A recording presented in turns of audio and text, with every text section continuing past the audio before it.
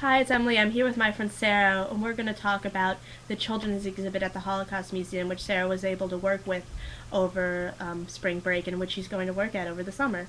So, can you please tell me a little bit about the Holocaust Museum and the children's exhibit? Sure. The children's exhibit at the United States Holocaust Museum is called Daniel's Story, and it's a very interactive exhibit for children, designed to kind of give an initial background to the Holocaust and give them some experience with the knowledge of it before they're old enough or mature enough to experience the permanent exhibit there.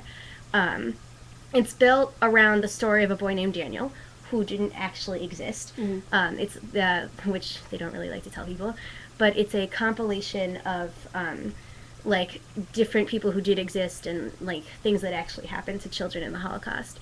And it starts out in something. It's very like lifelike and interactive for kids. But what do you mean by lifelike? Like, what are the exhibits like? It's like you're walking through his house. So like yeah, it starts out with like his bedroom and like I'm a kid just like you. I live in I think it was Germany. So is there like a diorama of like a bedroom? Or it's like life size. You can walk into his bedroom. And there's like a bed. And there's like a bed and a desk, and you can Oh open my his gosh. desk and see all his school supplies and see that he's a kid just like you. Oh my god. And the colors they're not bright and vibrant, but they're not black and white like or dark like a lot of the things in the rest of the museum are.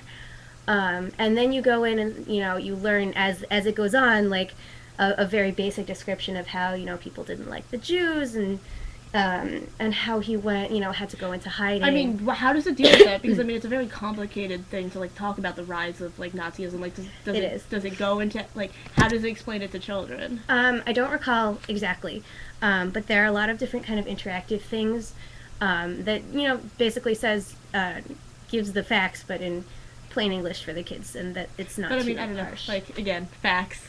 There are lots of different facts that can tell lots of different things. Like I don't know. Like what are the kinds of interactions that they have? They have lots of different. Like I don't remember exactly, but it's. Oh, I forgot. It's like his diary entry. He writes in his journal, and every place that you go to, every room in his house, every place he lives during the war, there's like a page of his notebook, and it explains what it is.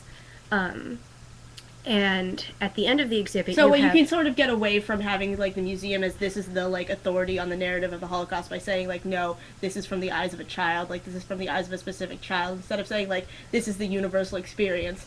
It's like because that's what they're trying to do because they're putting all these pieces together to form some sort of like universal Holocaust experience. Exactly. Yet they're putting it in one child's view, so they're not saying like this is exactly what happened and this is why, but like this is how one child could have seen it. I mean, is there any other like explanatory text besides his journal entries? Like, is there sort of like a higher authority and then like Daniel, or Yeah, I'm not. like is I'm there a not quite past sure and a about present? that. I think most of it is from Daniel's point of view, and that's Right. why the exhibit is called Daniel's Story.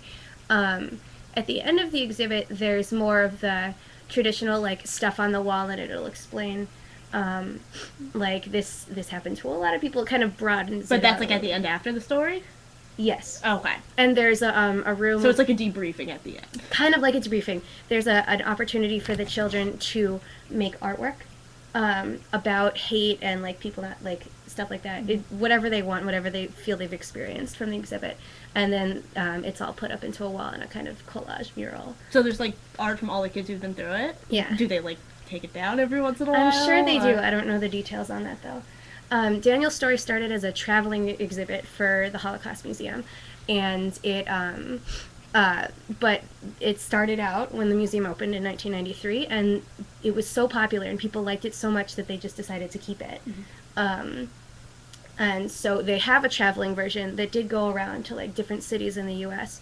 But eventually, I think it cost too much money. It was not worth like the amount that it took to transport it.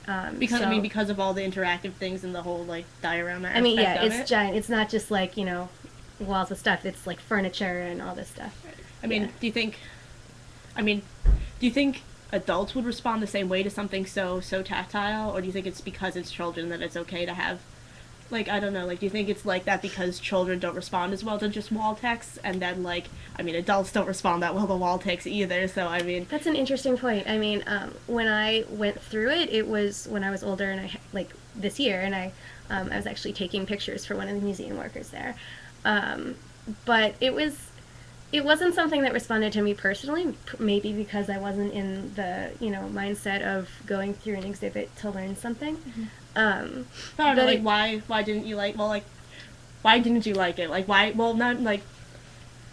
Why would it appeal to children but not to adults and young adults? I think because it's written in very simple English. Okay. And adults know that like that it's I wouldn't say condescending, but it's simple. It's and the adults know that the Holocaust isn't as simple as Daniel's exhibit makes it.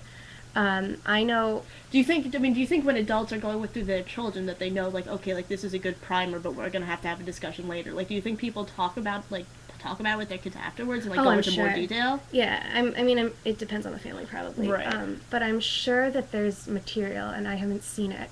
Or I haven't seen parent materials, but there are materials for teachers.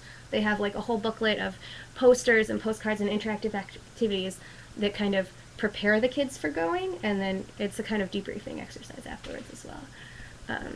Yeah. Very cool. I think we gotta go back and help Alyssa keep packing. So thanks, everybody. Thank you. Thanks.